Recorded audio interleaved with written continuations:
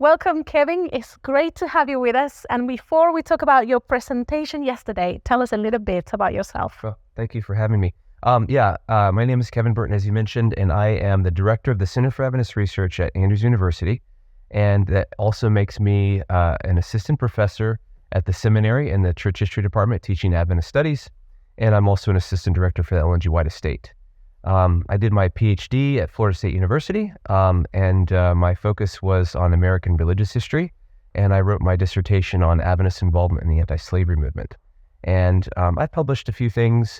I'm married to a beautiful woman named Sarah, and I have two lovely children. Adelia is our firstborn child. She's now 6, almost 7, and John is 4. Thank you. And your presentation yesterday, wow. We had experts from all over the world. We're really blessed.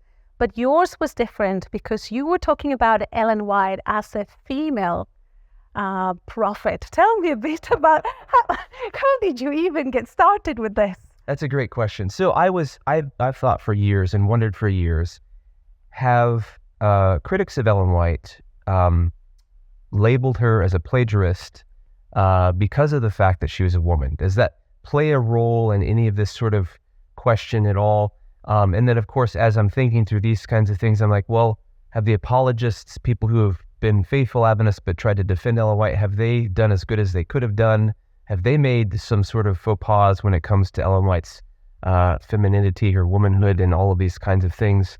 And so I said, I really think that both of these opposite extremes are feeding off of each other. It's quite clear when you read their work that they're feeding off of each other. And I think that both of them had some shortcomings. And so I just explored those things. And I do think that the one commonality between the critics and apologists is that for many of them, at least, if not most of them, I don't know how to quantify it, but they've found Ellen White's female body to be a problem. So there is some personal aspect to that, if I can also share that. Yes, I did please, yesterday. true. I grew up very conservative in the American South, and I remember when a documentary came out by Martin Doblmeier called The Adventist, I think it was, somewhere around 2010-ish. And in that documentary, there was a statement that the Seventh-day Adventist Church was founded by Ellen White. And I was watching it by myself in my parents' home at that time, and I remember getting up from the couch and yelling at the television, "No, it wasn't," because I was offended at the thought that my religion was founded by a woman. Wow. Yeah. Okay.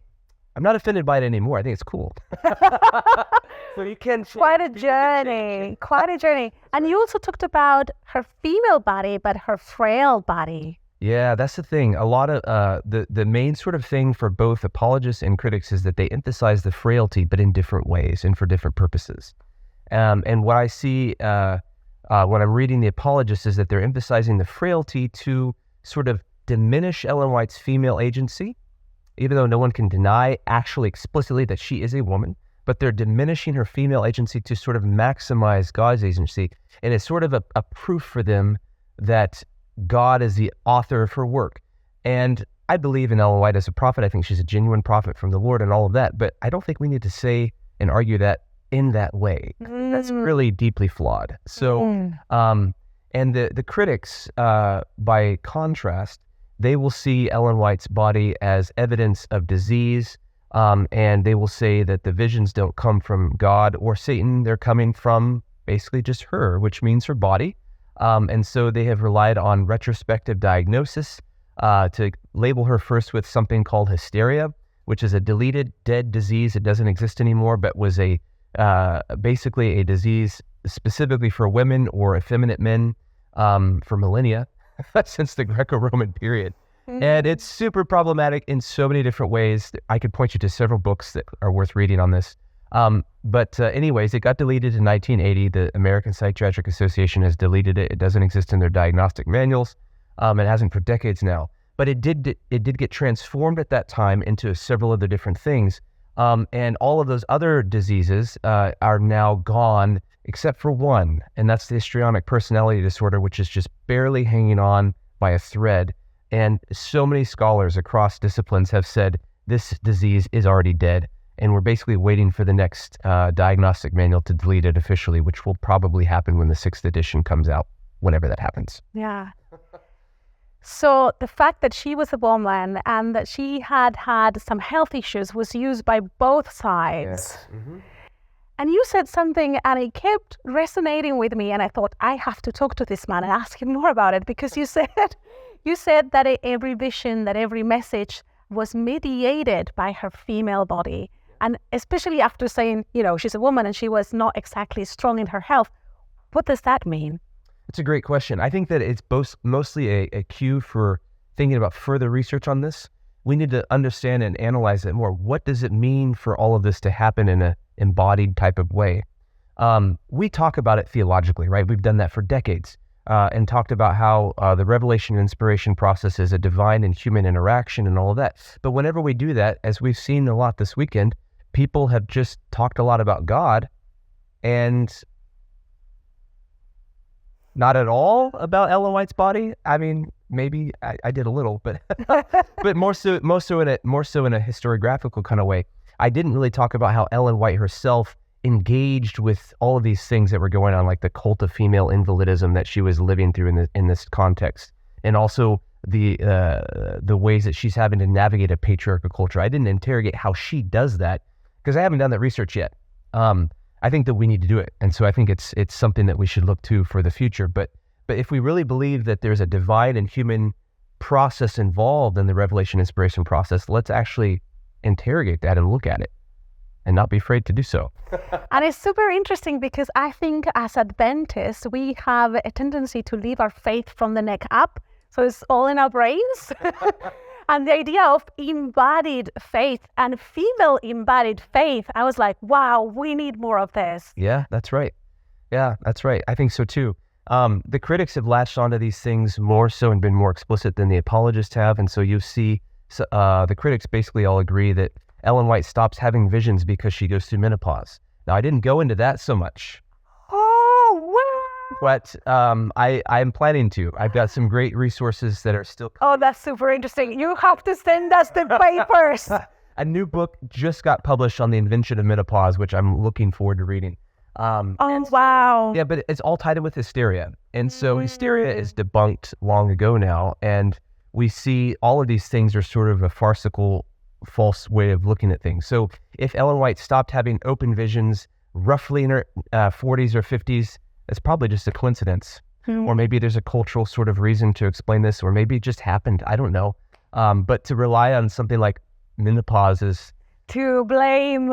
It's just tied in with this whole long history of women being misdiagnosed. It's happened so frequently throughout history. And it's even more embarrassing, I think, because the diagnoses of Ellen White have been done after she's been dead. Yeah. So it's really hard to diagnose the dead. I'm sorry, but I have to ask, what is a man doing studying all these things? That's a great question.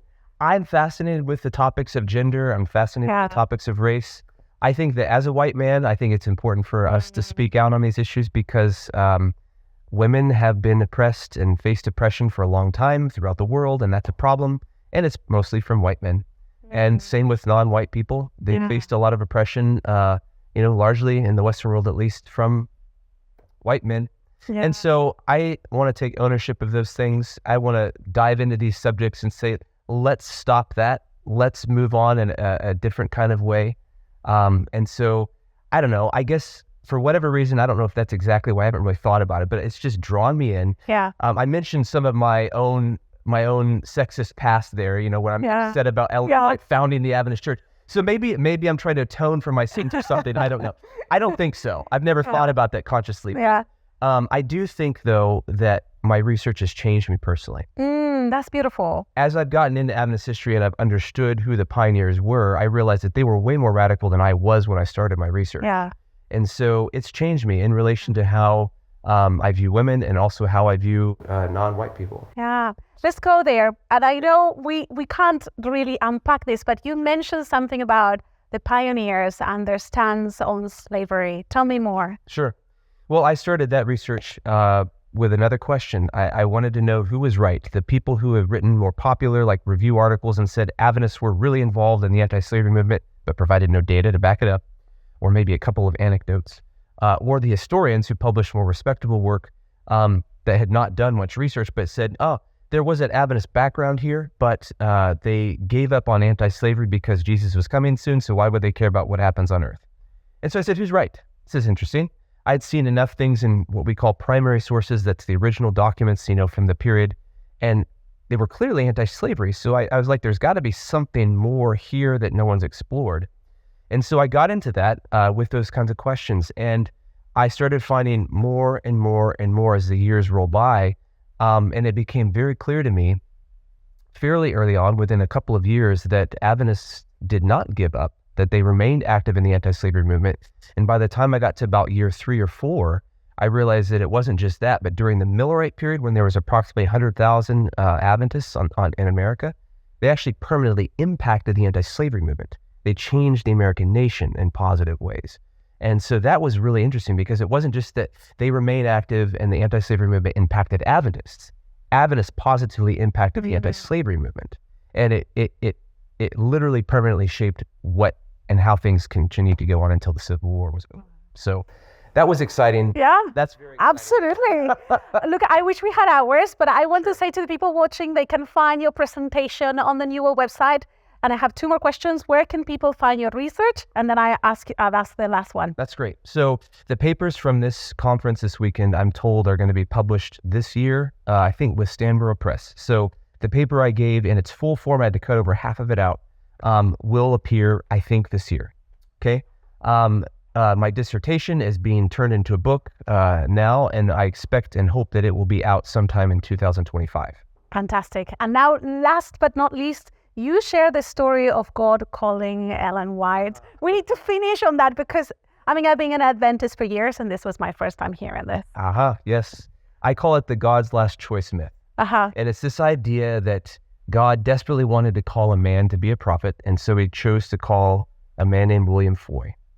But Foy didn't want to share the message, and so he rejects it, he doesn't share it, and God takes away the gift of prophecy and he gives it to another man, Hazen Foss.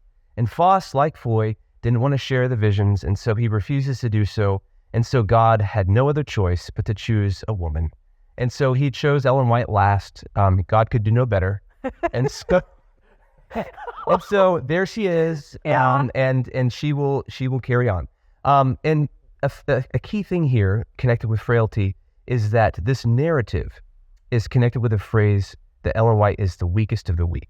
Now, Jan Loughborough was the first person to put this story out there. And when he first does it in his main books, like on the history of Adventism, he doesn't connect it in a causal kind of way. So the Foy, then Foss, then Ellen Harmon. He doesn't do that because, like, for example, there's like a 20-page gap between a couple of them. So it's not like a rapid succession kind of thing. Now, later in some of his pamphlets and things like that and other works, he will do so. But Loughborough doesn't explicitly make it about gender. He doesn't talk about Ellen White being a young girl or anything like that.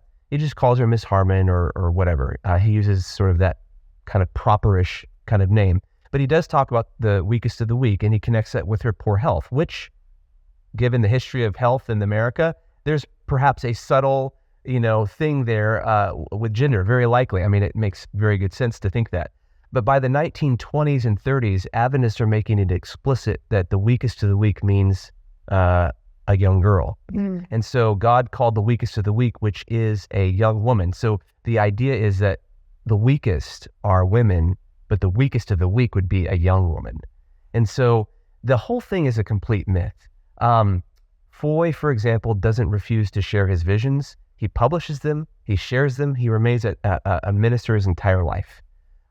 We don't know anything hardly about Hazen Foss. The whole story comes because Ellen White writes a letter in the 1890s, some 50 years later, talking about these issues. She doesn't ever affirm that Hazen Foss actually received the same vision she did. She just reports it as just like, this is what he told me, but not like, yes, this is how God called me. Nothing like that is in the letter. And then there's so much else going on with Ellen. It's just ludicrous to think that she's God's last choice. And to connect this with her femininity and gender, my word.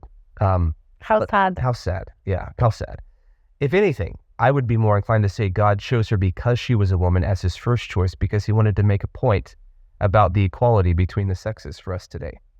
Wow. but that's just my fee. Let's end on that. God chose her because she was a woman. Thank you so much for your time. Thank you for coming and for sharing and doing the research so that you could share at this level. Thank you very much, Kevin. My pleasure. Thank you.